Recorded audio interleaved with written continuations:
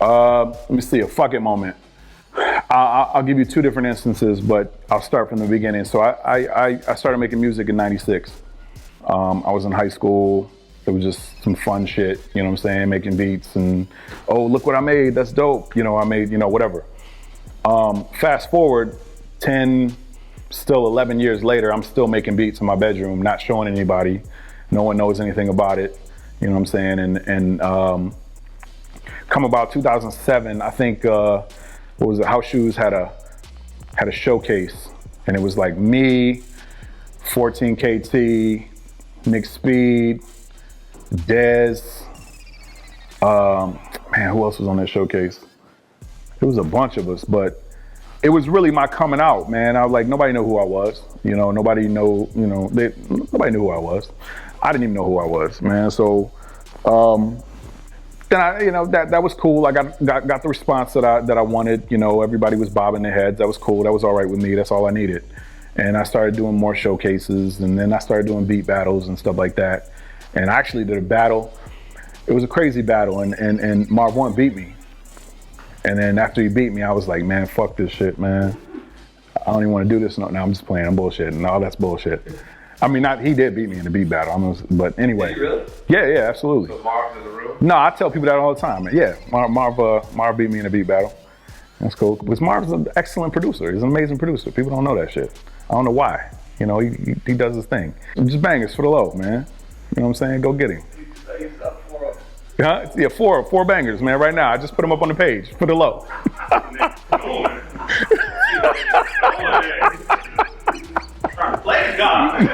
Nah, man, come on. Nah, but a fucking moment for me would be in 2010, and we're talking about 14 years after I started making beats. I was working a 9-to-5 job. I was a city inspector, and I just got laid off the first week, January 2010, very first week, got laid off. Probably about 2 days later, Mike from Mellow Music Group called me and wanted to sign me to a production deal. Now, I didn't know who Mellow Music Group was. I didn't know who Mike was. I'm like, who is this dude? What is this label? You know what I'm saying? I don't know anything about these people.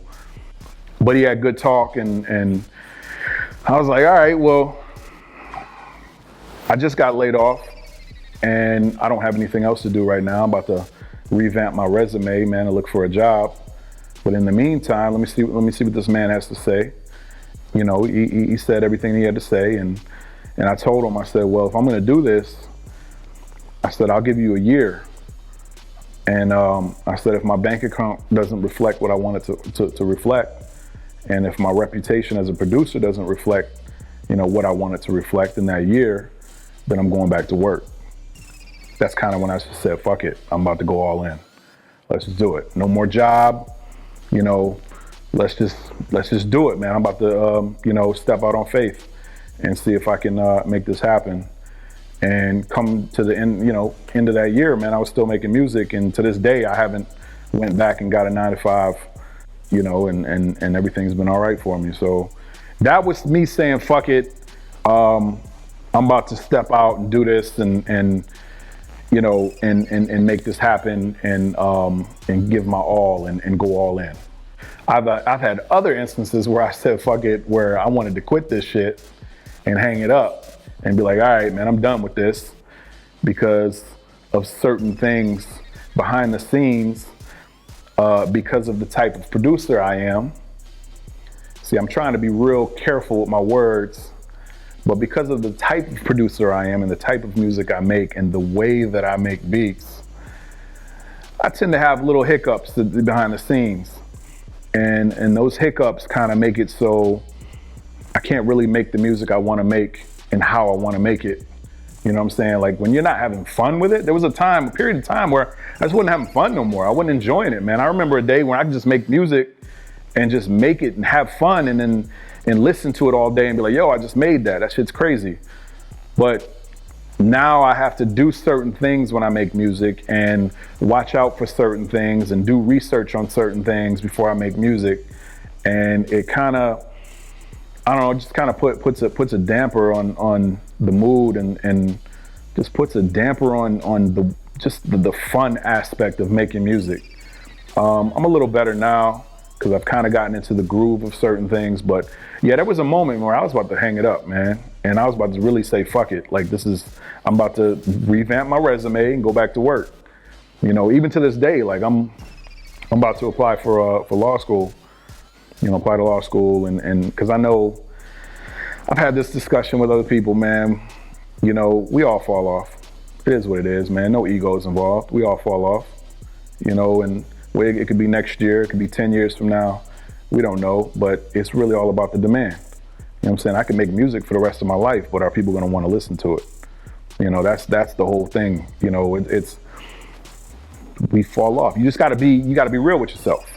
So, yeah, I can make music, but is that going to make me money? Is that going to help provide, you know, for my family?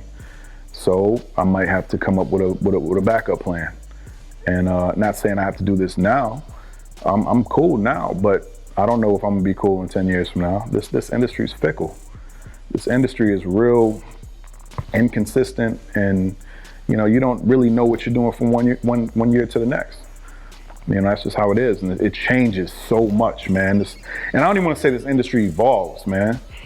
Evolve is it seems to me evolving is such a positive word, man. It's not necessarily always evolving. You know, sometimes it goes backwards, man, but this industry is real weird.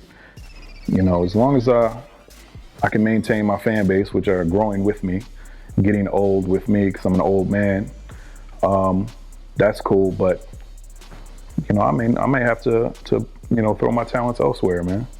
You know, I may have to, I'm always stay in the industry, because this is all I'm good at.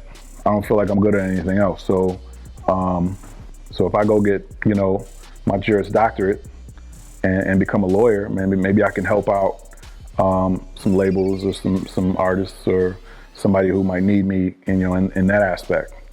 I'm always gonna make music, but it's just the question of, you know, are people always gonna wanna listen?